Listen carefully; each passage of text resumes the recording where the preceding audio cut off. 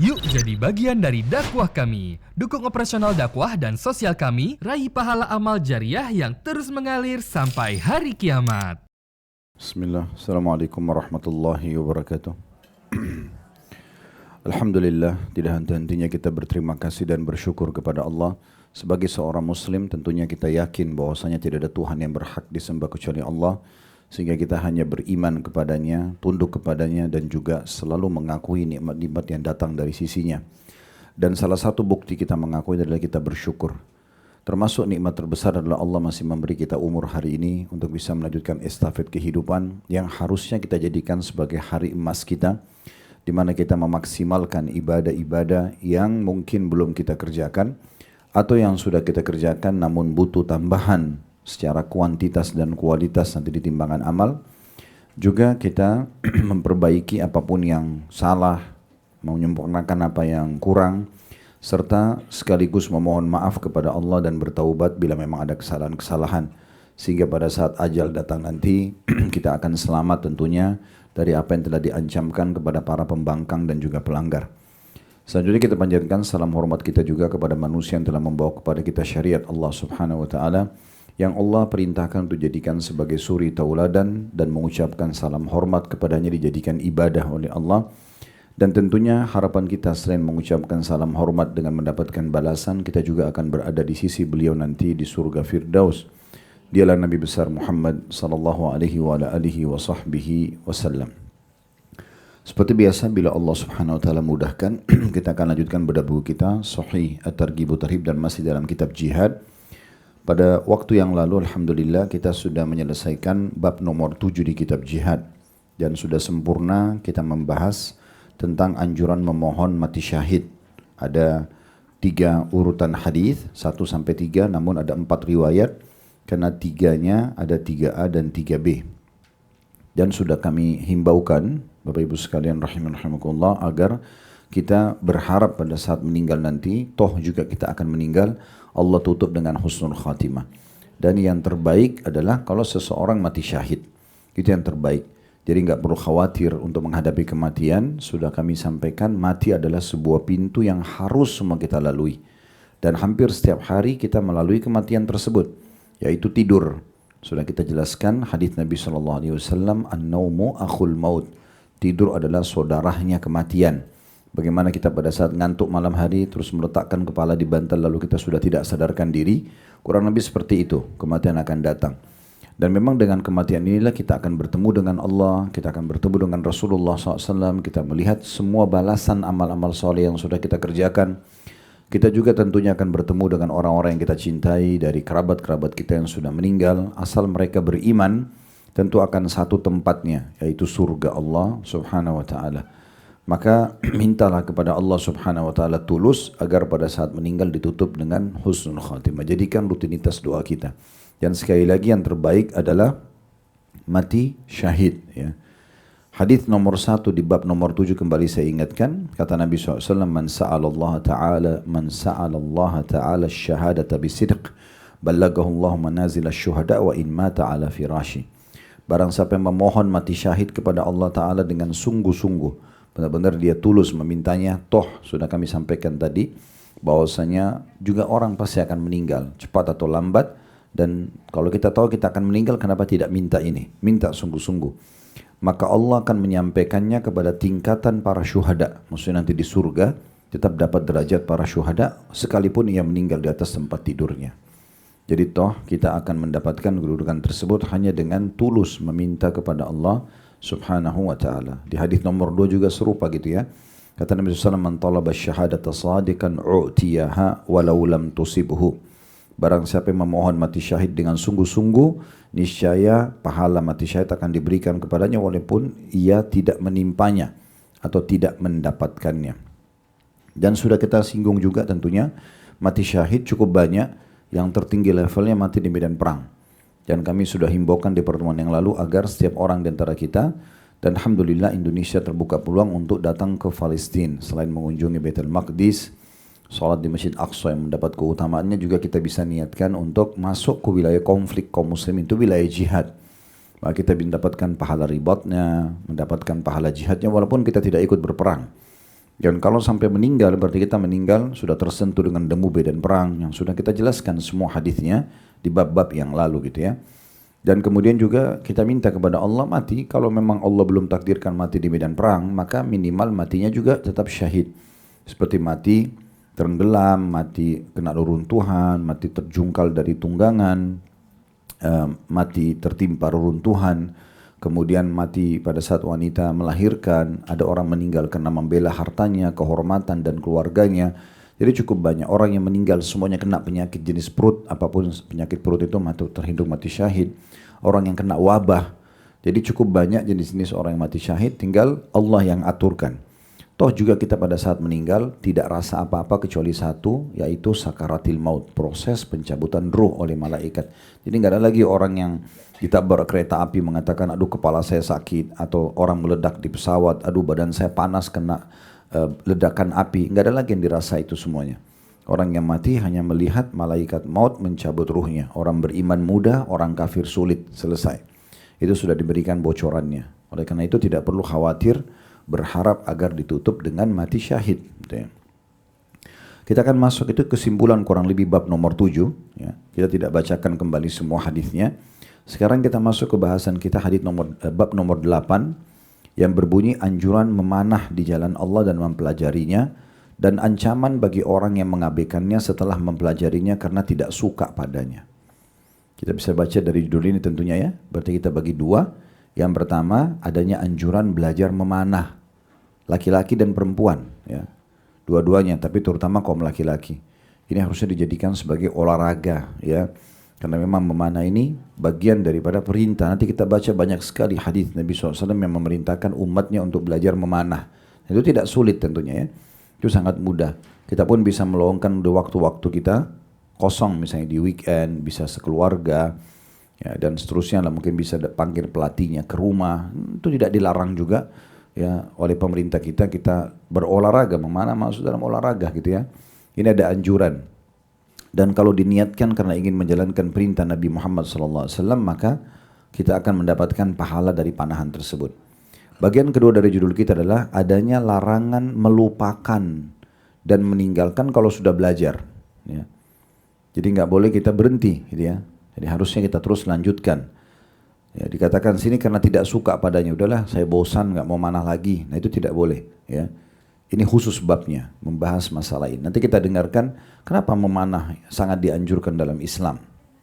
Kita akan baca hadis pertama dalam bab ini dengan sanad sahih. Ini urutan 1279 dari awal kita belajar, berbunyi dari Uqbah bin Amir radhiyallahu anhu, dia berkata, aku telah mendengar Rasulullah SAW bersabda saat berada di atas mimbar, membaca firman Allah dalam surah Al-Anfal, wa'iddu lahum masstata'tum min quwwati wa min ribatil khair. Al-ayah, ala innal quwwatar ramyu, ala innal quwwatar ramyu, ala innal quwwatar ramyu. Saat Nabi SAW membaca firman Allah dalam surah Al-Anfal, dan siapkanlah untuk menghadapi mereka, para musuh-musuh Allah, kekuatan apa saja yang kamu sanggupi, keterampilan apa saja yang kamu bisa, dan dari kuda-kuda yang ditambat untuk berperang. Mempelajari kuda, menunggangi kuda ya. Lalu Nabi SAW sampaikan potongan awal ayat, dan persiapkanlah ya untuk menghadapi mereka musuh-musuh Allah dengan kekuatan apa saja. Nabi fokus ke potongan ayat ini. Beliau mengatakan, ketahuilah bahwa sesungguhnya kekuatan itu adalah memanah. Maksudnya kekuatan pasukan muslim kalau menghadapi musuh, yang paling hebat mengalahkan musuh adalah memanah gitu ya. Kemudian juga bisa bermakna yang lain tentunya, bahwasanya memanah itu yang paling baik untuk kesehatan tubuh, untuk melatih keterampilan atau skill gitu ya. Ketahuilah, Nabi ulangi lagi, sesungguhnya kekuatan itu adalah memanah. Lalu Nabi ulangi 3 kali, ketahuilah bahwa sesungguhnya kekuatan itu adalah memanah. Diriwayatkan oleh Imam Muslim ya. Dari hadits ini kita bisa ambil pelajaran yang pertama, pentingnya seorang muslim peduli dengan keterampilan-keterampilan perang ya, apapun itu sifatnya ya. Kalau kita mengikuti perkembangan zaman sekarang dengan mempelajari senjata dan segala macam, itu adalah hal yang positif, tapi tentu tidak melanggar peraturan-peraturan pemerintah gitu ya. Sekarang ada orang bisa latihan nembak, membayar misalnya Apalagi kalau mana-mana itu sudah umum sekali ya, olahraga gitu. Di mana-mana kita bisa beli busur panah dan anak panahnya gitu ya. Intinya sebenarnya ini bagian daripada perintah Allah. Kita disuruh mempersiapkan diri untuk menghadapi musuh-musuh Allah ya. Syekh Abu Bakar Jazair rahimahullah, ya, penulis buku Minhajul Muslim dan buku-buku yang lainnya tentunya. Bukunya ini sudah kami bedah juga di YouTube ada tentunya. Minhajul Muslim kurang lebih hampir 1000 lembar ya, 975 lembar kurang lebih jumlahnya. Semua sudah kami bedah kecuali bab khusus warisan saja. Nah, beliau mengatakan bahwasanya semua negara muslim harusnya menerapkan wajib militer. Ya. Dan memang negara kita yang belum ya. Tapi di Malaysia ada, di Singapura ada, negara tetangga itu mereka wajib militer gitu ya. Semua warganya wajib militer. Nah, wajib militer ini ada yang setahun, ada yang 2 tahun. Dilatih militer memang bagaimana dia mengenal senjata. Dan dia hanya dipanggil kalau dibutuhkan oleh negara. Nah, kata Syekh Abu Bakar Jazair rahimahullah, harusnya setiap negara muslim menerapkan ya, wajib militer untuk warganya. Dan semua yang sudah ikut wajib militer, walaupun dia sudah selesai setahun atau 2 tahun pelatihan itu, kedisiplinan, mengenal senjata, mengenal strategi perang dan segala macam, sementara mereka nunggu ya dipanggil oleh negara, maka mereka terhitung sedang ribat. Mereka terhitung sedang ribat. Masih ingat bahasan ribat ya? Ya, Allahu a'lam. Ya. Ya, bab ribat itu berarti orang mengikat diri di jalan Allah, gitu ya. Jadi orang yang datang di medan perang, kemudian dia siap-siap kapan diserang musuh dia melawan, itu namanya ribat. Kita sudah tahu satu hari ribat di jalan Allah lebih baik daripada dunia dan seluruh isinya, gitu ya. Kita sudah jelaskan juga bagi kita yang dimudahkan Allah masuk ke Palestina, sebenarnya kita masuk bisa niat ribat, gitu ya. Walaupun cuma 3 hari, 4 hari masuk di sana itu bisa diniatkan ribat, ya. Dan insya Allah nanti di pertengahan Ramadan kami ada program lagi umroh plus Aqsa gitu ya.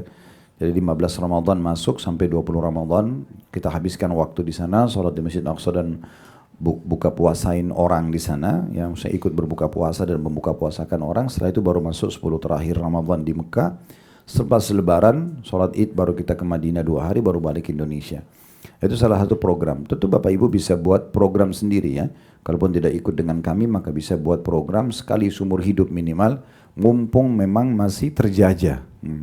Bukan kita gembira dengan terjajah Palestina, bukan. Tetapi memang kalau kita mau cari negeri yang ada jihad benarnya sekarang Palestina. Ya, tidak ada negara, kita tidak temukan negara yang lain untuk sementara yang sudah pasti. Musuhnya orang Yahudi, ya setiap hari mereka memang menghadapi orang-orang Yahudi yang bisa menyerang mereka setiap saat gitu ya. Dan seterusnya. Nah seperti itu gambarannya tentunya. Baik, jadi kita ambil pelajaran dari pertama dari ayat ini, dari hadits ini adalah bagaimana seorang muslim belajar untuk ya melatih skill dan keterampilannya. Walaupun minimal misalnya Bapak Ibu baca aja, baca informasi tentang peperangan, tentang mengenal senjata, bukan untuk kriminal. Tapi memang karena perintah Allah SWT itu tidak dilarang orang untuk pelajari itu ya. Seperti itu kurang lebih gambarannya. Nah, tadi sudah kita sampaikan perkataan Syekh Abu Bakar Jazair rahimahullah, kalau negara-negara Islam himbauan beliau justru harus menerapkan wajib militer dan semua muslim yang sudah latihan militer dan mereka tidak ikut berperang, hanya menunggu saja di rumahnya dengan aktivitas sehari-harinya, tetap dihitung ribat. Ya, dihitung ribat, dia dapat pahala jihad ya. Karena adanya wajib militer tersebut. Memang hampir semua negara sih ya menerapkan masalah itu kecuali beberapa negara gitu ya. Negara-negara Islam yang lain juga kalau tidak salah seperti Mesir, Tunis, Jazair itu semua juga ada wajib militernya. Nah seperti itu kurang lebih gambarannya. Kemudian selanjutnya tentu di sini berarti kita juga melatih skill-skill yang lain ya. Misalnya kalau Bapak Ibu suka olahraga tertentu, cari olahraga yang memang melatih fisik kita. Yang itu diniatkan memang untuk menjalankan firman Allah ini. Jadi bukan hanya sekedar olahraga biasa saja gitu ya. Pelajaran yang kedua, adanya keutamaan belajar memanah. Karena Nabi SAW memastikan kekuatan itu baik untuk mengalahkan musuh atau melatih skill tubuh kita, diri kita sendiri, itu adalah memanah. Ya, itu adalah memanah. Maka ini ada anjuran untuk menguasainya karena Nabi SAW ulangi sampai 3 kali. Ketahuilah kekuatan kalian mengalahkan musuh atau untuk diri kalian sendiri secara fisik adalah memanah. Nabi ulangi sampai 3 kali. Dan perlu Bapak Ibu garis bawahi bagian pegang buku, inna ya. Ala inna. Lihat bahasa Arabnya enggak? Nah, inna itu diistilahkan dalam bahasa Arab atau itu bahasa Arab Grammar bahasa Arab namanya harfut ta'kid. Huruf yang digunakan untuk memastikan kalau yang datang sesudahnya informasi penting. Inna, anna, lakinna dikenal dengan inna wa akhawatha. Jadi inna dan saudara-saudaranya itu ya. Makanya Nabi SAW gunakan itu. Ala inna, ketahuilah pasti kekuatan itu untuk mengalahkan musuh dan untuk juga skill kalian yang terbaik adalah memanah. Nabi ulangi sampai 3 kali. Sekarang kita masuk hadis nomor 2, ada 2A dan 2B. 2A-nya dengan sanad sahih. Dan itu tadi hadis pertama diriwayatkan oleh Imam Muslim ya. Hadis 2A-nya dengan sanad sahih urutan 1280 dari awal belajar beliau dari Salamah bin Aqwa radhiyallahu anhu, dia berkata, "Marran Nabiyyu sallallahu alaihi wasallam ala qaumin yantadilun, faqala irmu bani Ismail, fa inna abakum kana ramiyan, irmu wa ana ma'a bani fulan." فأمسك أحد الفريقين بأيديهم فقال رسول الله صلى الله عليه وسلم ما لكم لا ترمون قالوا كيف نرمي وأنت معهم قال النبي صلى الله عليه وسلم ارموا وأنا معكم كلكم.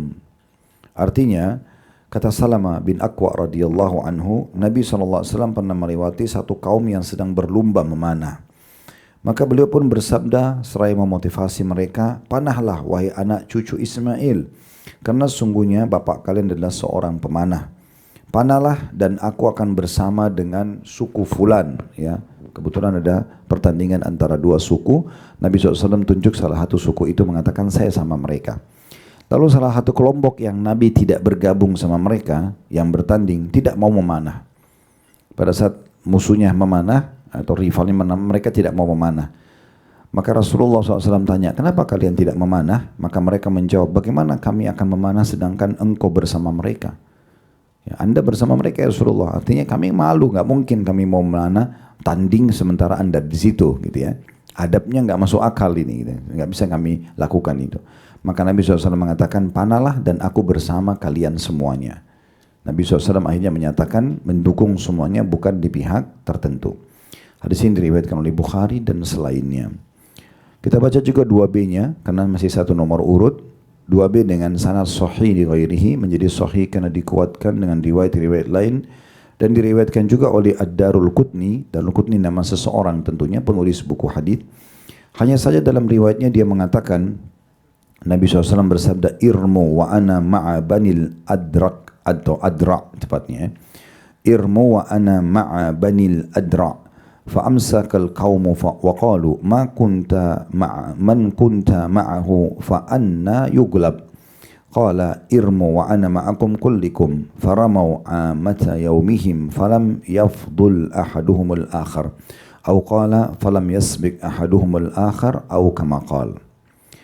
Kata Nabi SAW, panahlah sedangkan aku akan bersama dengan Bani Al-Adra. Ini salah satu nama suku. Kalau riwayat 2A tidak disebutkan nama suku yang Nabi dukung, di sini Nabi atau di riwayat ini disebutkan. Lalu mereka menahan diri, lawannya tidak mau memanah, dan mereka berkata, siapa saja yang engkau bersamanya wahai Rasulullah, maka bagaimana mungkin bisa dikalahkan? Pasti Anda akan menang. Kami semua juga tidak enak melawan Anda dan seterusnya. Ya. Beliau SAW bersabda, panahlah dan aku akan bersama kalian semuanya. Maka mereka pun melakukan perlombaan memanah itu sepanjang hari. Namun tidak ada satu kelompok pun yang menang atas yang lain, atau ia mengatakan tidak ada seorang pun yang dapat mengalahkan yang lain, atau seperti kata yang ia katakan. Dua buah riwayat ini memberikan pelajaran kepada kita. Yang pertama, kedudukan sahabat Salamah bin Aqwa. Salamah bin Aqwa ini kalau belum pernah dengar ceritanya adalah sahabat Nabi yang kuat sekali kalau berlari. Sampai dikatakan dalam kisahnya beliau bisa mengalahkan cepatnya kuda. Ya. Salamah bin Aqwa sangat terkenal ya. Sampai pernah ada suku Ghatafan menyerang Madinah, lalu dia mengejar para penyerang tersebut dengan kakinya. Ya, orang yang sangat kuat sekali. Jadi memang di masa Nabi SAW itu, memang Nabi SAW mendukung kaum muslimin untuk melatih fisik mereka. Ya, untuk berlatih. Bahkan Nabi SAW dalam jihad mengizinkan antara 15-20 wanita yang ikut berperang. Selain mereka membantu masak misalnya atau membantu mengobati orang yang terluka, mereka pun ikut berperang. Mereka pun ikut berperang. Makanya di perang Uhud, Nabi SAW memuji Nusaybah binti Ka'ab radhiyallahu anha, wanita yang sangat mulia, kalau terdengar panggilan jihad, dia langsung motivasi suami dan anak laki-lakinya untuk berperang dan dia pun ikut berperang. Dan kata Nabi SAW, waktu terjadi penyerangan Quraisy di Uhud kepadaku, aku melihat semua serangan-serangan Quraisy dari anak panah dan tombak-tombak atau lembing itu dipatahkan oleh Nusaybah binti Ka'ab. Berarti wanita ini punya keterampilan. Dan dari riwayat ini berarti Nabi tidak larang wanita untuk belajar gitu ya. Oleh karena itu mereka memiliki fisik-fisik yang sangat kuat gitu. Ya, pelajaran pertama tentang pengenalan sedikit tentang Salamah bin Aqwa, dan ini tentu ada bahasan di serial Sahabat yang insya Allah akan diangkat di YouTube nanti dari kajian kami ya. Sekarang sudah ada di jilid 4 sahabat-sahabat Rasulullah, dan nanti akan terus berlanjut sampai kita menyelesaikan. Jadi sudah ada puluhan, sudah 50 lebih sahabat yang kita bahas tentang pribadi-pribadi mereka. Itu bisa diikuti insya Allah di playlist YouTube kami. Pelajaran yang kedua, bahwasanya Nabi SAW mendukung umatnya untuk belajar memanah. Terbukti beliau menemukan ada 2 suku di Madinah yang saling berlomba memanah, maka beliau berhenti lalu mendukung mereka, memberikan dukungan. Jadi pentingnya pemimpin, pentingnya orang tua mendukung anak-anaknya untuk masuk ke ranah ini ya. Jadi dilajar anak-anaknya untuk punya keterampilan. Apapun yang kita belum kuasai sebagai orang tua, belum tentu anak-anak kita nggak bisa ya. Dan jangan tolok ukur kemampuan anak diukur dari kita. Sebagai contoh misalnya, pernah ada satu sekolah Islam di daerah Depok minta saya jadi penasehatnya. Saya tidak usah sebutkan namanya karena memang saya sudah mengundurkan diri dari penasehat di sekolah itu karena padatnya jadwal. Saya tidak mungkin, saya inginnya kalau memang jadi penasehat ya saya sekalian maksimal. Tapi ini karena saya belum bisa, saya mengundurkan diri mungkin setahun 2 tahun berjalan. Intinya waktu itu mereka sempat bawa jadwal kurikulum. Di antaranya mereka buat program kelas 1 SD itu hafal 5 juz Al-Quran. Kelas 2 SD 5 juz lagi. Sampai nanti tamat SD 6 tahun berarti hafal 30 juz. Lalu orang-orang ini pada mengatakan pada saya, Ustaz, kira-kira ini anak-anak mampu gak ya? Saya mengatakan kalau tolok ukurnya adalah diri antum, mereka tidak akan mampu. Karena mungkin rata-rata mereka belum hafal Quran. Sehingga kita merasa, bisa gak sih anak saya? Nah, itu keliru. Tapi berikan kurikulum itu dan nanti kita evaluasi. Jalankan saja, gitu kan? Jadi misalnya bapak ibu buatin program anaknya, nak nanti pokoknya 1 bulan ibu mau, ayah mau kamu sudah hafal 3 juz ya. Tidak usah bilang, oh mampu nggak ya anak saya? Karena kita lihat diri kita sendiri 1 juz pun belum hafal misalnya. Tidak, keliru. Potensi anak-anak itu sangat besar. Potensi anak-anak sangat besar. Kalau kita nggak sibukkan pada hal yang positif, maka mereka akan sibuk dengan hal yang lain. Ya, makanya anak-anak itu kadang-kadang merasa rasa capeknya itu beda sama kita ya. Mereka mungkin tidak rasa capek kecuali nanti kalau betul-betul sudah mau tidur. Ya, mereka masih mau aktif dan kita pernah lewati umur-umur itu. Di bawah 10 tahun atau belasan tahun, di bawah 20 tahun, 25 tahun itu masih semangat energik sekali gitu ya. Mereka masih tidak mengenal ada beban hidup. Mereka tidak masih merasakan, oh nanti kalau saya kurang tidur nanti bagaimana besok. Itu beban-beban orang di atas 35 tahun, 40 tahun itu. Kalau yang masih ini nggak ada beban mereka. Apalagi masih ditanggung sama orang tuanya. Sama sekali nggak ada beban. Karena nggak ada beban hidup. Nah, ini potensi mereka sangat besar. Jadi jangan dilalaikan. Makanya mereka banyak lari ke handphone, sibuk dengan media karena tidak disibukkan. Sibukkan, padatkan jadwal mereka dengan hal-hal positif. Selain pendidikan ilmu, juga keterampilan fisik. Nah itu penting ya. Jadi olahraga pun tentu kita awasi, tetapi kita masuk kepada olahraga-olahraga yang memungkinkan gitu ya. Kalau Allah berikan kemudahan misalnya bisa belajar memanah, bisa menunggangi kuda tapi di tempat-tempat yang aman, apalagi kalau untuk anak perempuan, maka nggak ada masalah. Itu satu hal yang positif gitu ya. Nah seperti itu kurang lebih gambaran yang bisa kita ambil. Karena dukungan Nabi SAW sini berarti menandakan sebuah hukum ya. Nabi mendukung umatnya dan 2 suku yang sedang bertanding di sini. Berarti Nabi ini menjadi sebuah hukum bagi kita. Berarti semua pemimpin harusnya mendukung kegiatan positif masyarakatnya. Orang tua pun begitu mendukung anak-anaknya gitu ya. Kan ibu-ibu juga mendukung suaminya, suami mendukung istrinya. Selama itu hal positif dan tidak menggugurkan kewajiban, gitu ya. Nah itu poin penting untuk kita garis bawahi, gitu ya. Di sini juga bisa diambil benang merahnya penting. Kalau mau menjaga fisik tentunya berarti kita menjaga juga suplai makanan, ya.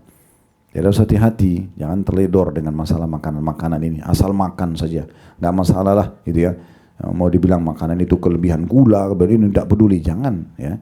Karena memang menjaga jasad itu bagian daripada syariat. Menjaga jasad bagian daripada syariat. Jadi nggak boleh orang makan sembarangan semaunya, lalu berpikir sudahlah saya sehat-sehat saja. Atau maaf, orang merokok atau orang lakukan banyak hal-hal yang negatif dengan alasan ini nggak apa-apa. Padahal sebenarnya tidak boleh. Ya, kenapa jenazah itu pada saat meninggal masih dimandikan, dikasih kain kafan, dipakein wangi-wangian, padahal dia sudah meninggal akan dimakan tanah jasadnya, gitu kan?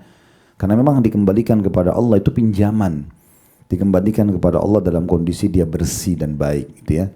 Makanya menjaga jasad karena kita tahu itu adalah titipan dari Allah, bagian daripada ibadah, bisa mendapatkan pahala. Ya, kami kalau kadang-kadang lagi olahraga dan sempat live di lapangan olahraga, saya sering sampaikan itu. Kalau menjaga jasad bagian daripada ibadah. Karena Nabi SAW bilang, dan sesungguhnya pada jasadmu ada haknya. Nah, itu istirahat yang cukup, makanan yang sehat, kemudian berolahraga yang cukup. Itu bagian juga hal yang harus diperhatikan gitu ya. Jadi jangan dilalaikan masalah-masalah seperti ini. Dan ini sebenarnya membahas olahraga gitu ya. Bagian daripada itu. Baik, itu bagian yang kedua, pelajaran kedua yang bisa diambil. Yang pertama kedudukan Salamah bin Aqwa radhiyallahu anhu, yang kedua adalah pentingnya seorang pemimpin atau seorang wali, di sini posisi orang tua atau pasangan suami istri saling mendukung kegiatan positif. Pelajaran yang ketiga, pentingnya seseorang pemimpin berpihak pada semua. Ya, di sini diambil daripada waktu Nabi SAW, sebenarnya niatnya beliau baik, beliau bilang, ayo tanding, saya sama suku ini. Tujuannya Nabi hanya motivasi, tapi ternyata rivalnya malah merasa sebagai masyarakat, waduh gimana ya kalau Nabi di sana, gimana caranya kita menang? Karena mereka tahu Nabi itu punya kelebihan fisik. Ya. Semua nabi-nabi itu diberikan kekuatan 10 orang laki-laki. Semua nabi-nabi. Begitu disebutkan dalam riwayat untuk membela agama Allah. Jadi cari laki-laki yang terkuat di muka bumi ini, maka nabi, semua nabi 10 kali lipat dari itu. Bukan dibandingkan kekuatan kita, tapi kekuatan laki-laki yang terkuat di muka bumi dikali 10. Gitu. Makanya waktu Nabi Musa alaihissalam pergi ke negeri Madian, kemudian ada satu sumur ditutup dengan batu yang bisa angkat batu itu 10 orang laki-laki, sudah ditutup, dan ada 2 anak perempuannya Syuaib alaihissalam mau ambil air nggak bisa, malah Nabi Musa angkat sendiri batu itu. Ya. Dengan kekuatan yang Allah berikan. Nah seperti itulah kurang lebih gambarannya. Makanya mereka bilang, bagaimana kami bisa menang ya Rasulullah? Anda bersama mereka. Satu sisi memang Anda punya kelebihan fisik yang luar biasa. Ya. Nabi itu nggak pernah terkalahkan. Ya. Kalau ingat pernah saya ceritakan waktu beliau ditantang oleh Ruqanah, salah satu pegulat terkenal di Jazirah Arab, badannya kekar, tidak pernah kalah, hidupnya dari gulat. Selalu dia tantang suku-suku Arab yang ada. Kalau dia tantang gulat, kepala sukunya, kalau dia kalah, dia mengabdi pada mereka. Kalau dia menang, dia bisa minta apa saja. Makanya dia pernah datang sama Quraisy, lalu mengatakan, hai Quraisy, mau nggak saya permalukan Muhammad untuk kalian? Kata mereka, tentu saja. Dan mereka kenal siapa Ruqanah, pegulat yang terkenal. Dia bilang, apa yang kalian bayar kepada saya kalau saya berhasil mempermalukan Muhammad? Maksudnya menantang dia gulat lalu dia kalah gitu. Lalu kata Quraisy, apa saja yang kau minta? Dan Ruqanah ini orangnya macam-macam minta, bisa minta istri orang, minta anak orang, ya minta bukan cuma harta. Iya, memang masa begitu di masa itu ya.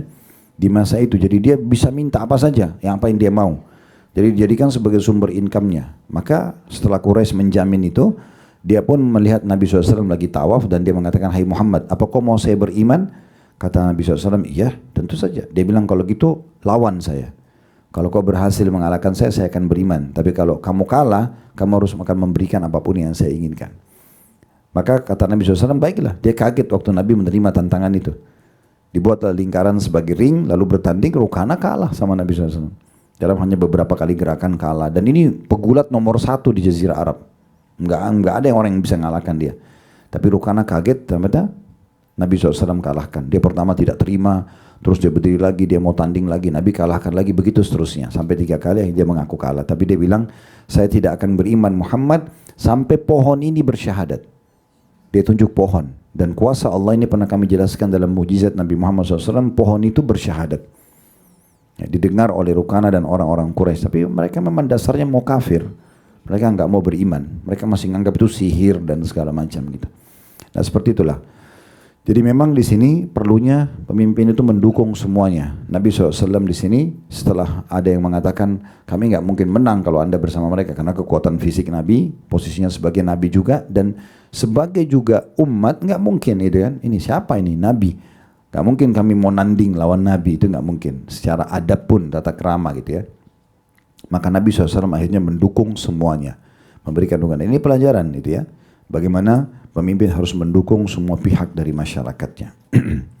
Baik, kita masuk hadits nomor 3, masih di bab yang sama tentunya.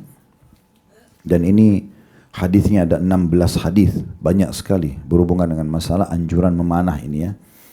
Hadits nomor 3 dengan sanad sahih urutan 1281 dari awal belajar berbunyi dari Sa'ad bin Abi Waqqas radhiyallahu anhu dan dia memarfu'kannya. Masih ingat kata marfu'? Marfu' maksudnya sampai ke Nabi. Ya, disampaikan langsung ke Nabi. Rasulullah SAW bersabda, "Alaikum birramyu fa innahu khairu aw min khairi lahwikum." Hendaklah kalian belajar memanah, berarti semua laki-laki dan perempuan ya.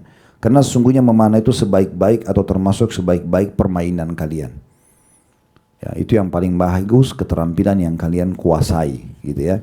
Ini Nabi SAW sebutkan dan tidak digabungkan dengan olahraga yang lain, hanya memanah yang disebutkan. Hadis ini diriwayatkan Al-Bazzar dan juga At-Tabarani dalam Mu'jam Al-Awsat, namun dia mengatakan dalam riwayatnya fa innahu min khairi la'ibikum. Karena sungguhnya ia adalah merupakan permainan terbaik kalian. Diriwayatkan dengan sanad jayyid lagi kuat. Jayyid itu digaris miringi bagian pegang bukunya artinya bagus. Riwayatnya bisa diterima, ya. Riwayatnya bisa diterima. Baik, dari riwayat ini kita ambil pelajaran.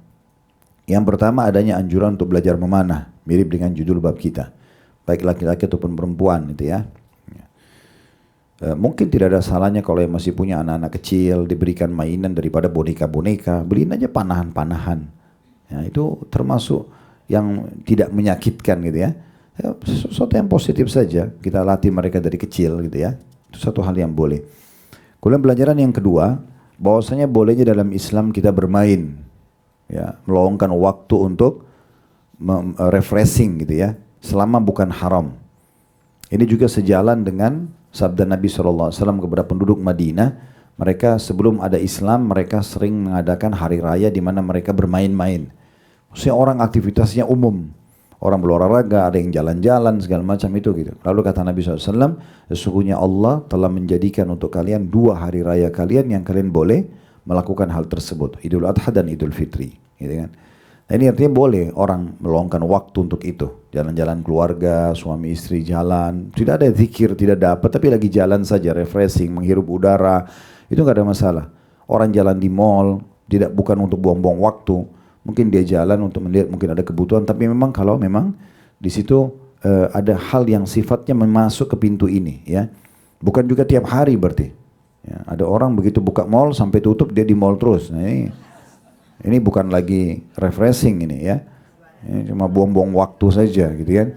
Apalagi Ramadan ya. Kenapa Bu ke mall ini mau buka puasa? Baru jam 10 pagi. Buka puasa jam 6 sore gitu ya. Maksudnya kita harus meletakkan pada tempatnya. Jadi boleh saja refreshing itu tapi pada tempatnya. Itu diambil dari potongan sesungguhnya memanah itu sebaik-baik permainan kalian. Ya, di situ. Jadi walaupun kita banyak mengambil waktu, kita meningkatkan skill kita di situ, ya, fokus dan segala itu tetap positif, itu tetap baik. Baik, hadits nomor 4 dengan sanad sahih urutan 1280 dari awal belajar berbunyi dari Atha bin Abu Rabah rahimahullah. Ini seorang ulama tabi'in di Mekah. Beliau berkata, "Ra'aitu Jabir bin Abdullah wa Jabir bin Umair al-Ansari yarmiyan. فمل أحدهما فجلس فقال له الآخر كسلت سمعت رسول الله صلى الله عليه وسلم يقول كل شيء ليس من ذكر الله عز وجل فهو لهو أو سهو إلا 4 خصال مشي الرجل بين الغرضين وتأديبه فرسه وملاءبة أهله وتعليم السباحة." Kata Atha bin Abi Rabah rahimahullah, ini seorang ulama tabi'in yang masyhur di Mekah ya, rujukan orang-orang kaum muslimin di masa itu, muridnya Abdullah bin Umar radhiyallahu anhu. Beliau menukil mengatakan, aku pernah melihat, maksudnya dengan mata kepalaku sendiri, Jabir bin Abdullah. Ini salah satu sahabat Nabi, namanya Jabir, perawi hadis yang cukup banyak meriwayatkan hadis. Abdullah ayahnya namanya Abdullah bin Haram. Ini orang yang pertama mati syahid di perang Uhud, Abdullah bin Haram. Pernah kita ceritakan kisahnya ya. Jabir bin Abdullah pernah berlatih memanah bersama dengan satu orang lagi namanya Jabir bin Umair al-Ansari. Mereka berdua sedang memanah dan Atha melihat itu. Lalu salah satu dari keduanya bosan dan duduk, jenuh gitu ya. Yang lain berkata kepadanya, kenapa kamu malas? Udah malas nih, udah bosan dengan memanah. Kemungkinan besar yang berkata adalah Jabir bin Abdullah kepada Jabir bin Umair. Karena Jabir bin Abdullah banyak meriwayatkan hadis itu ya. Lalu dia berkata, aku mendengar Rasulullah SAW bersabda, setiap sesuatu yang tidak terdapat zikrullahi azza wa jal adalah perbuatan sia-sia atau kelalaian. Kecuali 4 hal. Perjalanan seseorang di antara 2 sasaran panah atau nembak, kemudian melatih kudanya, bersenda gurau dengan istrinya, dan mengajarkan renang. Diriwayatkan oleh Tabarani dalam Mu'jamul Kabir dengan sanad jayyid. Riwayat ini memberikan pelajaran kepada kita, langsung saja kita ambil sekaligus syarah atau penjelasan hadis. Yang pertama, kedudukan Atha bin Abi Rabah rahimahullah. Ini seorang ulama yang sangat masyhur.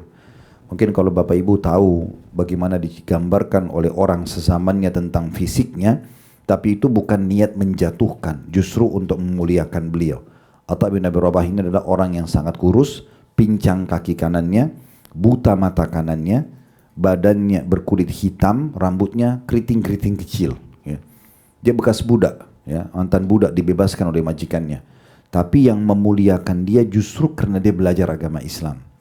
Dia terus belajar agama Islam, dari pagi sampai sore dia berikan hak majikannya waktu itu. Setelah itu dia izin, dia pergi ke masjid, di Masjid Haram lalu belajar dari para ulama sampai menjadi ulamanya kaum muslimin. Setelah menjadi ulama, orang tidak lihat lagi fisiknya. Udah nggak lihat lagi fisiknya. Orang terus belajar dengan dia, dan setelah tuannya atau majikannya seorang ibu di Mekah waktu itu lihat begitu solehnya dia dan banyaknya kaum muslimin yang bertanya hukum kepadanya, maka dia pun membebaskan Atha. Dia mengatakan, saya bebaskan kamu karena Allah dan untuk kaum muslimin. Setelah itu Atha menjadikan Masjid Haram 10 tahun ya sebagai rumahnya. Terus belajar sampai dia terus menjadi ulama muslimin dan diakui oleh para sahabat ilmunya. Makanya pernah waktu Abdullah bin Umar radhiyallahu anhu, sahabat Nabi yang mulia, ulamanya para sahabat datang ke Mekah, orang-orang Mekah pada ngerumunin Abdullah bin Umar. Abdullah bin Umar anaknya Umar bin Khattab, ulama besar sahabat itu ya. Maka Abdullah bin Umar mengatakan, sungguh heran kalian wahai penduduk Mekah, kalian datang menanyakan fatwa kepadaku sementara di tengah-tengah kalian ada Atha bin Abi Rabah. Maksudnya ngapain tanya ke saya? Itu ada Atha ulama kalian. Karena tingginya kedudukan dia sebagai orang yang berilmu gitu ya. Dan Atha ini Allah berikan 100 tahun umur, 70 kali dia haji. Di 70 tahun itu haji ya. Dan ini menandakan memang adanya anjuran untuk mengulang-ulangi haji itu. Ini ulama sangat besar sekali. Dan saya sudah pernah sampaikan di YouTube beberapa kisah tentang Atha bin Abi Rabah. Nanti insya Allah ada kajian khusus setelah serial sahabat. Nanti kami selesaikan di Blog M insya Allah. Ini sudah di serial di jilid 4 sudah akan selesai. Kami akan pindah ke sahabiat Nabi perempuan, baru kami pindah ke tabi'in. Nah di antara tabi'in akan dibahas insya Allah tentang biografi beliau ya. Bagaimana kita jelaskan panjang lebar dan bagaimana dia walaupun kondisinya mantan budak, fisiknya kurang, tapi karena keimanan dan ilmunya sangat dalam, maka dia tidak peduli walaupun harus menghadapi raja-raja ya dengan memberikan nasihat. Di antaranya pernah ketemu sama Hisham bin Abdul Malik khalifah gitu ya. Atha bin Abi Rabah ini dia pergi dari Mekah menuju ke negeri Syam di Damaskus, ibu kota Syria. Jauh sekali. Orang kalau waktu itu kalau naik kuda kecepatan tinggi dan laki-laki kuat itu butuh 1 bulan perjalanan, 1 bulan. Jadi dia jalan pakai keledainya dia dan keledai yang sudah sangat tua, bisa berbulan-bulan baru sampai ke negeri Syam. Nggak ada pengawal, nggak ada siapa-siapa gitu. Bajunya juga biasa-biasa saja, lusuh, imamahnya besar. Itu digambarkan oleh Atha al-Khurasani. Ada seorang ulama juga dari negeri Khurasan, Iran dan Irak sekarang. Itu namanya Atha al-Khurasani. Ini orang kaya, seorang alim tapi orang kaya. Dia punya kereta kencana. Kalau kita sekarang mungkin punya mobil mewah gitu ya. Pas dia tiba di istana khalifah di Syam, Atha bin Abi Rabah tiba juga dengan keledainya. Maka Atha al-Khurasani turun dari Kereta kencananya biasanya ada pendamping-pendamping pengawalnya, dia tinggalkan semua lalu dia pergi salaman dan mencium kepalanya Atha bin Abi Rabah. Maka anaknya Atha al-Khurasani cerita begini, dia bilang, ayah, siapa orang ini? Saya belum pernah lihat orang seburuk itu penampilannya. Karena dia lihat pakai keledai, nunggangi keledai, datang ke istana raja.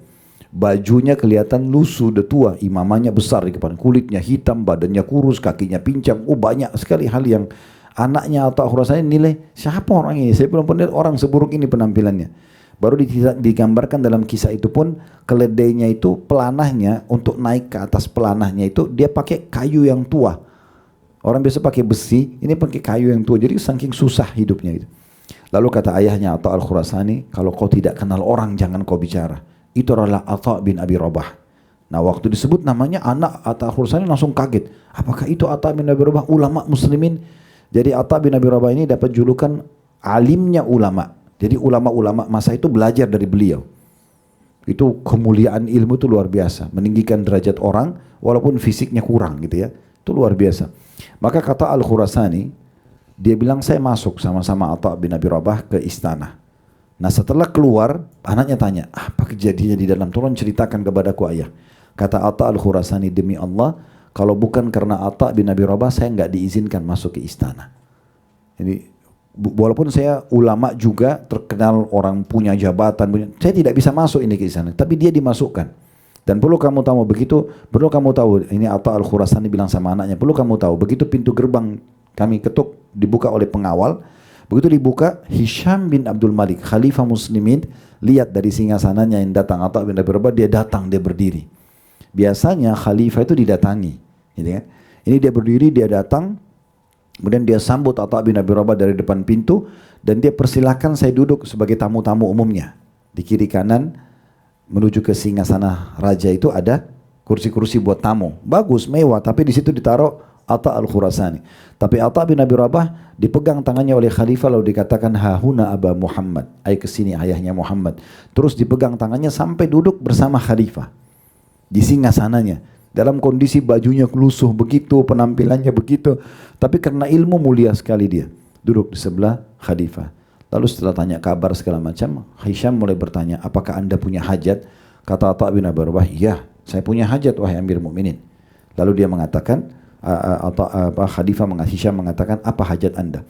Dia bilang yang pertama, penduduk Mekah adalah tetangga Allah dan penduduk Madinah adalah tetangga Rasulullah. Dari perkataan beliau inilah pernah saya jelaskan di beberapa kelas hadis kami yang lain.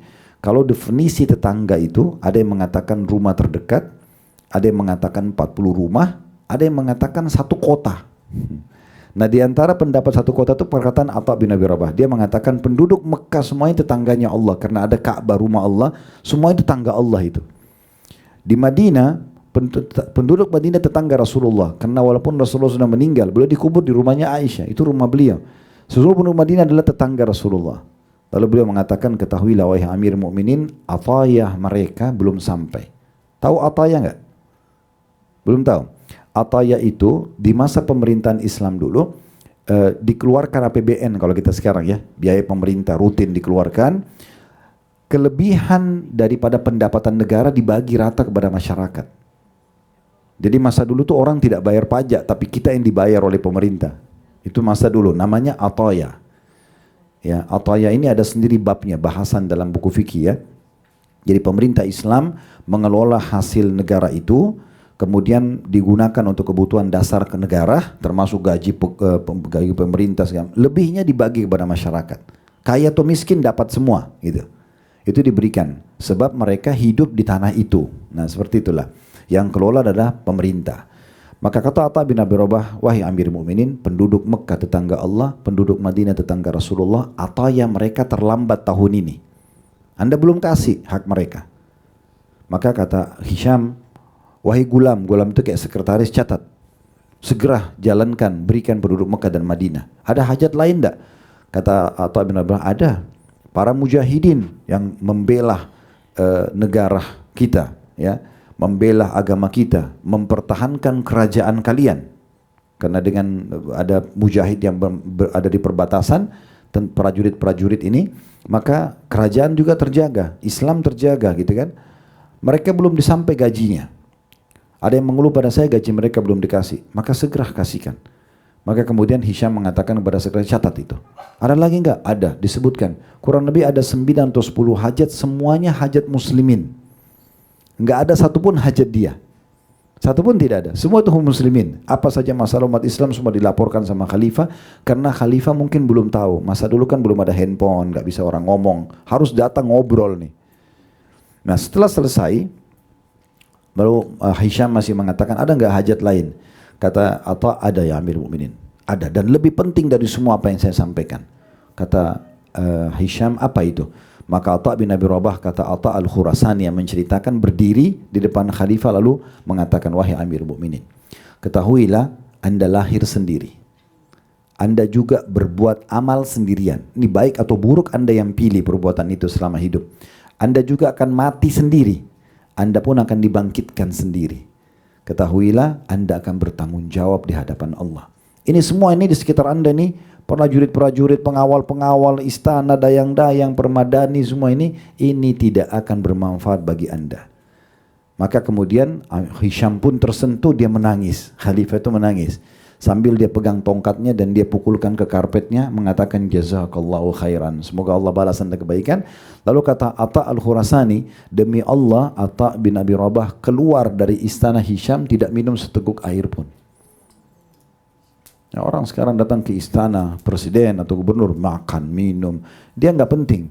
Hajat muslimin sudah sampai, selesai, pergi. Ini hidupnya untuk akhirat, nggak ada lagi. Kata Atha al-Khurasani, demi Allah Atha bin Abi Rabah keluar dari istana Hisham, Amir Mukminin, tidak seteguk air pun. Keluar, udah dia mau kembali ke Mekah, gitu kan? Dia kembali ke Mekah. Nah itu seperti itu cerita. Ini salah satu dari cerita beliau. Kalau Bapak Ibu ketik tentang kisah atau berubah, banyak 1000 mungkin kisah yang unik-unik berhubungan dengan masalah ini. Baik itu dengan pemimpin-pemimpin negara, baik itu dengan para ulama-ulama yang selevel dengan beliau atau umumnya kaum muslimin. Nah, Atha bin Abi Rabah ini menceritakan kepada kita, makanya kita jadikan sebagai keutamaan beliau. Jadi faedah pertama hadis, kedudukan Atha bin Abi Rabah rahimahullah. Ini ya. Oleh karena itu teman-teman sekalian harus perhatikan ya, pendidikan anak itu penting. Nah, terutama pendidikan agama, jangan dianggap remeh. Ya. Apalagi sekarang di sekolah-sekolah pemerintah kita pendidikan agama cuma sejam seminggu atau 2 jam seminggu, ini aduh kecil sekali. Ya, sayang sekali. Yang lebih parah lagi kadang-kadang kalau tidak lulus agama dibantu. Ya. Kalau tidak lulus matematika tidak lulus. Nah ini jadi masalah. Hanya anak-anak tidak peduli dengan masalah ini. Bukan kita salahkan ya, tapi fakta lapangannya ada seperti itu yang harusnya jadi bahan introspeksi gitu ya. Harusnya diperbaikin masalah ini. Baik, selanjutnya pelajaran yang kedua adalah bagaimana para sahabat menjaga ya anjuran-anjuran dan ajaran Nabi SAW. Di sini Jabir bin Abdullah dan Jabir bin Umair al-Ansari dua-duanya memanah, bertanding memanah ya. Jadi di sini karena menjaga perintah Nabi SAW. Berarti memang bagaimana mereka kental sekali menjaga perintah-perintah Nabi SAW. Dan harusnya setiap muslim dan keluarga muslim peduli dengan masalah-masalah seperti ini. Pelajaran yang ketiga, perlunya seorang muslim menasehatin muslim yang lain bila dia sudah malas beribadah. Misal ibu dan bapak punya teman dulu selalu sholat duha, sekarang sudah tidak. Atau dulu hadir majelis ilmu, sekarang sudah tidak. Nasehatin dia. Ya, jangan biarkan pada saat syaitan memegang tangannya menuju kepada kesesatan dan kelalaian kita biarkan. Enggak. Ya udah terserah, dia mau sesat terserah, dia mau jauh terserah. Enggak. Tanya. Salah satu tradisi Nabi Muhammad SAW itu kalau beliau habis sholat, beliau balik melihat ke saf dan beliau hafal sahabat-sahabat lalu nanya, mana si fulan? Mana si fulan? Nabi tanya, di absen. Ditanya begitu ya. Kita bukan berarti mengabsen teman-teman kita, tapi minimal yang kita kenal gitu ya. Kalau selama ini dia sudah baik, kenapa dia nggak hadir? Tanyain kabarnya. Di masa Nabi SAW kalau ternyata tidak ada yang tahu beritanya nih, misalnya tidak ada yang tahu, nggak tahu ya Rasulullah, maka beliau bilang siapa tetangganya? Ada yang ketanggan sana saya, coba cek, beritahukan kepada kami. Kalau ada yang mengatakan sakit ya Rasulullah, langsung Nabi ajak sahabat menjenguk. Jadi kehidupan itu sangat luar biasa ya, sama muslim saling menjaga gitu ya. Jadi harusnya kita peduli masalah itu. Makanya di sini Jabir bin Abdullah menasihati Jabir bin Umair pada saat dia sudah malas memanah. Kenapa kamu malas? Saya sampaikan kepada kamu kembali ya, Rasulullah bersabda begini. Nah, disampaikan untuk sebagai motivasi. Nanti kalau masalah dia terima tidak terima nasihat itu tuh urusan nanti. Yang penting kita sudah ingatkan. Ya, kalau teman kita saja begitu, apalagi pasangan hidup, ya, suami, istri, anak, pembantu, orang-orang terdekat, ini harusnya kita selalu punya perhatian khusus, ya. Dan dalam mengajak orang berbuat kebaikan, Allah sudah mengatakan dalam Al-Quran, ud'u ila sabili rabbika bil hikmati wal mau'idatil hasanah wajadilhum billati hiya ahsan. Berdakwalah kamu di jalan Tuhan Muhammad dengan hikmah. Hikmah itu bijaksana. Harus tahu waktu, tempat, kapan kita berbicara, retorika yang kita gunakan, ya. Ibu-ibu orang menasihatin suaminya dengan santun, dengan ramah, gitu ya. Tidak menghardik, tidak menggurui, gitu ya. Tapi kesannya menanyakan sarannya, gitu kan. Misalnya, kapan-kapan kita sholat malam sama-sama sama anak-anak, yuk kapan bisa nanti tolong disampaikan ya, gitu ya. Walaupun sebenarnya kita tahu suami kita nggak pernah sholat malam, ya. Tapi kita bisa membahasakan, atau kapan-kapan bisa imami saya ya, sholat gitu ya. Dan habis sholat mengimami, ibu coba puji dia, berikan dia support. Nah itu salah satu hal positif. Mungkin selama ini sholatnya masih jarang, tapi mungkin itu bisa membantu dia. Begitu juga dengan anak-anak, membiasakan komunikasi dan seterusnya. Ini termasuk hal yang masuk dalam masalah bahasan kita tadi gitu ya. Nah, begitu juga dengan orang-orang yang sekitar kita, teman-teman dan seterusnya. Pelajaran yang keempat, ya ini adalah peringatan pertama Nabi SAW yang disampaikan Jabir bin Abdullah radhiyallahu anhu, bahwasanya ada 4 perkara ya tidak akan dihitung sia-sia. Maksudnya walaupun kita banyak menghabiskan waktu untuk itu. Walaupun banyak menghabiskan waktu untuk itu. Ini pelajaran keempat ya. Yaitu yang pertama ini masalah memanah. Ya. Karena dikatakan di situ adalah perjalanan seseorang di antara 2 sasaran panah. Maksudnya orang biasanya kalau habis mana, anak panahnya habis kan dia pergi lagi ke tempat anak panahnya itu dicabutin lagi, dia kembali lagi. Nah itu dianggap tidak akan sia-sia, ada pahalanya. Ya, ini berarti menunjukkan keutamaan orang memanah. Ini pelajaran keempat dari hadis kita itu ya. Dan ini menjadi saksi bahasan. Pelajaran yang kelima adalah hal kedua yang tidak masuk dalam sia-sia, yaitu ya berlatih kuda. Nah, biasanya ada orang yang masya Allah Allah berikan kelebihan, dia menggabungkan keduanya. Sudah belajar mana, belajar kuda juga ya. Itu sambil berkuda bisa memanah, itu satu hal yang baik sekali gitu ya. Nah, ini juga masuk dalamnya. Tentu kuda juga ini sudah pernah kita bahas di bab sebelumnya ya. Orang yang pelihara tambat kuda di jalan Allah, bahkan kotoran kuda itu jadi pahala buat dia, makanan yang dimakan jadi pahala buat dia. Masih ingat gak? Allahu a'lam. Ini rupanya masuk telinga kanan, keluar telinga kiri ini ya. Ada di bab-bab sebelumnya tentang masalah keutamaan kuda kalau masih ingat ya. Ya. Itu saya coba cek kembali. Saya juga lupa bab berapa, tapi hadisnya saya ingat semua. Iya, hadisnya teringat. Kalau babnya memang saya lupa. Dan seorang mukmin jujur apa adanya. Memang kalau babnya saya lupa sekarang. Tapi itu ada di bab nomor 4. Anjuran menambat kuda yang dipersiapkan untuk kepentingan jihad. Bukan untuk riya, bukan untuk popularitas, tentang keutamaannya. Anjuran berkenaan dengan hal-hal yang berhubungan dengannya. Dan larangan memotong rambut kepalanya karena badannya terdapat kebaikan dan keberkahan. Itu banyak sekali, ada belasan hadis ya berhubungan dengan masalah itu ya. Kurang lebih di bab nomor 4 itu ada disebutkan oleh beliau 15 buah hadis tentang keutamaan kuda-kuda kalau dipelihara. Nah, itu termasuk. Baik, pelajaran yang keenam yang bisa diambil adalah termasuk hal yang tidak sia-sia bercandanya suami istri ya. Ya, ini ngobrol, bercanda ya, walaupun semalam suntuk orang begadang misalnya. Nah, ini juga banyak luput dari keluarga-keluarga kaum muslimin. Ya, kadang-kadang mereka selalu bawanya tegang aja, emosi aja. Ini bagian dari syaitan. Lah betul ini, bagian dari syaitan. Harusnya seorang suami itu kalau masuk ke dalam rumah, semua beban pekerjaannya sudah ditaruh depan pintu, dia harus menjadi figur baru. Makanya kata Umar radhiyallahu anhu, kami kalau di luar rumah kami seperti singa yang sedang menunggu mangsanya. Bekerja serius. Cari nafkah, sholat berjamaah, jihad, pokoknya serius. Tapi kalau sudah di rumah berubah jadi figur yang berbeda. Dalam riwayat lain Umar mengatakan kami kalau tiba ke dalam rumah kami seperti anak kecil. Jadi memang bercanda gitu ya, saatnya bercanda. Istri pun sama, dengan kepenatan dia di rumah, urus anak, bersihin rumah. Tapi begitu suami datang, udah selesai urusannya. Ini sudah jadi periang, wanita yang hibur suaminya, hilang semua hal-hal yang itu. Dan saatnya untuk meluangkan waktu berduaan, gitu ya. Nah itu mula'abah namanya. Orang bercanda, orang yang bercumbuan, bercengkrama, ini semua bagian daripada hal yang harus jadi perhatian khusus. Karena kalau orang perbaikin ini, semua rumah tangganya baik. Kalau ini rusak-rusak semua, gitu kan. Yang sering mendatangkan keributan, ya kerancuan itu adalah syaitan, supaya rumah tangga itu kacau, supaya sangka buruk dan segala macam. Serahkan saja masalah-masalah pasangan kita kepada Allah. Yang kita tidak tahu nggak usah kita cari tahu. Ada Tuhan yang mengawasi, ada malaikat yang mengawasi. Makanya sering saya bilang nggak usah mengambil tugasnya malaikat, ya. Sibuk periksa-periksa handphone, cari tahu ini, curiga itu, nggak usah.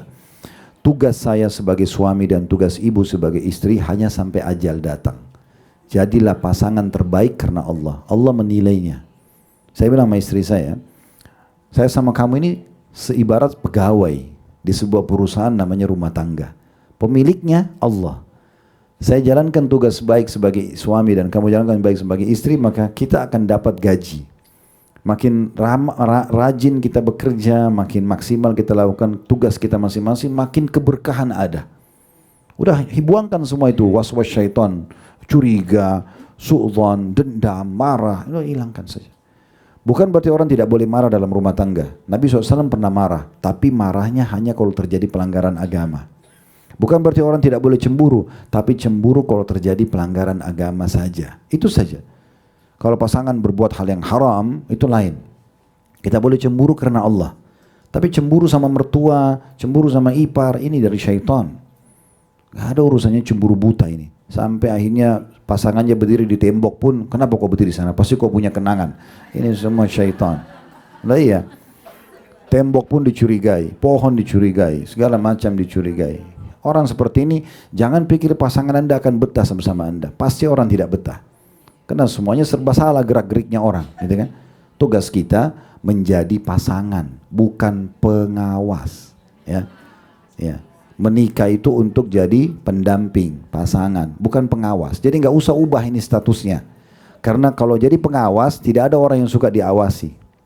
Ya adanya jadi kaku pasangan kita. Jadi akhirnya mungkin sifat periangnya jadi hilang, supelnya jadi hilang hanya karena ketegangan yang ada, ya. Jadi nggak perlu. Makanya di poin ini juga perlu digarisbawahi bahwasanya bercanda di sini bukan hanya sekedar dia bukan hal yang sia-sia, tapi bagian yang dianjurkan oleh Nabi alaihi salatu wassalam. Yang terakhir, yang ketujuh adalah poin yang keempat, belajar berenang, ya. Tapi tentu ada batasan-batasan selama tidak ada yang haram. Bukan berarti Rasulullah suruh berenang lalu ibu pakai baju renang terbuka semuanya di tempat umum sama laki-laki. Ini dari mana? Haram ini, gitu ya. Hati-hati ya, saya lihat juga ini banyak bapak ibu yang sudah pakai jilbab ibu-ibunya, bapak-bapaknya sudah ikut taklim, pas liburan sekolah bawa anaknya ke kolam renang. Pakai jilbab besar, ya suaminya pakai kopiah, tapi depannya perempuan sama laki-laki telanjang di kolam renang. Ini bagaimana ceritanya ini? Ya. Di mana mau cari pahala? Berenangnya sunnah, lihat ininya haram, nggak ketemu.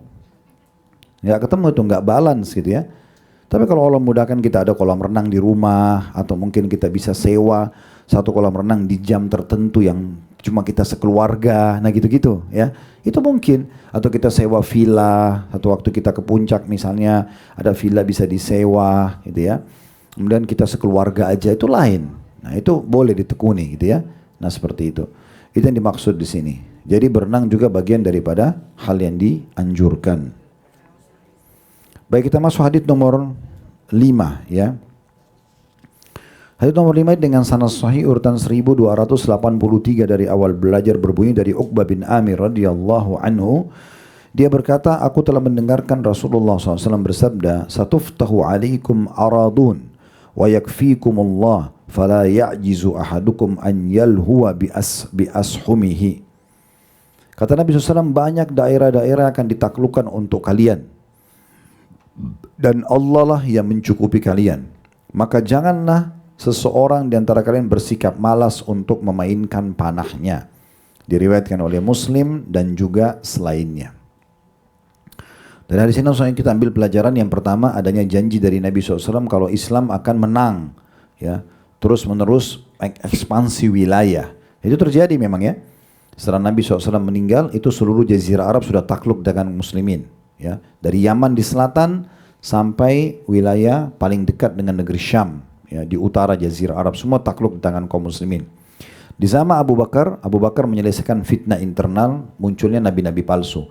Di zaman Umar 10 tahun 13 sampai 23 Hijriah, ini ekspansi Islam luar biasa. Karena di tahun 15 kaum muslimin dikirim oleh Umar, dipimpin oleh Abu Ubaidah bin Jarrah dan Khalid bin Walid ke negeri Syam, menaklukkan negeri Syam. Dan di waktu itulah kunci Masjid Aqsa diterima oleh kaum muslimin. Negeri Syam takluk. Tahun 16-nya pasukan besar dikirim ke Persia, dipimpin oleh Sa'ad bin Abi Waqqas di masa Umar dan berhasil menaklukkan kerajaan Persia. Dan tahun 20 Hijriah, 3 tahun sebelum Umar meninggal, Umar mengutus Amr bin As radhiyallahu anhu majma'in untuk menembus utara Afrika Utara, tepatnya daerah baratnya Jazirah Arab, ya, Afrika. Maka di situlah terbuka Islam dan akhirnya juga ekspansi ke Spanyol, ya, di beberapa ratus tahun sesudah itu atau beberapa tahun setelah itu. Nah itu contohnya. Jadi memang Islam sampai, Nabi SAW sudah janjikan akan tersebar. Kalau di masa kita sekarang bisa kita katakan tidak ada satu negara pun pasti kecuali ada muslimnya. Walaupun mereka minoritas. Berarti sabda Nabi SAW sudah terbukti, banyak daerah akan ditaklukkan. Maksudnya akan ada muslimin di sana. Mereka akan menang. Pelajaran yang kedua, bahwasanya memberikan kekuatan umat Islam untuk menang adalah Allah. Artinya, kapan mereka berpegang teguh pada syariat Allah, mereka kembali pada Allah, maka kemenangan di tangan mereka. Makanya Syekh Utsaimin rahimahullah, salah satu ulama Saudi yang sudah meninggal, beliau mengatakan umat ini tidak akan kembali kepada kejayaannya kecuali mereka kembali kepada apa yang membuat awal umat ini jaya. Maksudnya para sahabat Nabi. Karena mereka berpegang teguh pada Al-Quran, mereka berpegang teguh pada Rasulullah SAW, mereka betul-betul menjaga kemurnian Islam, mereka bangga dengan itu, maka pada saat itulah Allah berikan kemuliaan. Perlu kita garis bawahi poin penting, ya. Waktu Rasulullah SAW hijrah ke Madinah, kita sekarang berada di tahun 1447 Hijriah. Artinya sudah 1447 tahun lalu Nabi hijrah ke Madinah. Nah tahun 1 Hijriahnya, waktu Nabi SAW hijrah di Madinah, itu Nabi bentuk negara pertama. Negara Islam pertama. Dengan 3 pondasi. Bangun masjid, Masjid Quba dan Masjid Nabawi sebagai simbol Islam. Yang kedua, mu'akha, persaudaraan antara pribumi dan pendatang, di antara kaum muslimin, muhajirin dan ansar. Dan yang ketiga adalah mu'ahadah, kesepakatan damai dengan orang non-muslim. Waktu itu ada orang-orang Yahudi, 3 suku di Madinah, Qainuqa, Nadir dan Quraidah, agar mereka sama-sama jaga Madinah dan tidak saling ganggu-mengganggu. Nah ini pondasi dasarnya. Setelah itu Nabi SAW mulai membentuk perekonomian, kehidupan sosial, tatanan sosial, kemudian politik, militer. Tapi subhanallah waktu itu ada 2 negara adik kuasa, ada Romawi dan ada Persia. Tapi Nabi tidak pernah pergi ke sana untuk belajar. Nabi bentuk sendiri, perekonomiannya sudah dengan syariat Islam. Ya, halal haramnya sudah dengan Islam, ya. Dan sekarang kita tahu ada dengan ekonomi syariah. Kemudian tatanan sosialnya juga, ya. Menjenguk orang sakit dan segala kegiatan sosial itu, ya, semua itu dengan cara Islam. Politiknya juga sama, militernya juga sama. Jadi pasukan Islam pada saat itu dibentuk, Nabi latih sendiri mereka, belajar sendiri, ya. Jadi tidak ada sama sekali mempelajari dari orang lain. Kalau menambah informasi, ya, ini kita perlu tahu. Jadi umat Islam sebenarnya bisa belajar sendiri dan cukup Allah sebagai pendukung mereka, gitu ya. Maka ini poin penting untuk digarisbawahi. Pelajaran yang ketiga yang terakhir adalah adanya larangan untuk malas bermain pedang, bermain panah, ya, setelah menang pun. Ya kalau kayak kita sekarang kan kita aman-aman saja, tidak ada peperangan. Jangan bilang masa mau belajar mana sekarang Ustaz, kan tidak lagi perang. Nah itu keliru itu. Justru orang kalau sudah menang pun, pasukan Islam sudah menang, tetap Nabi bilang jangan tinggalkan panah. Kita harus belajar.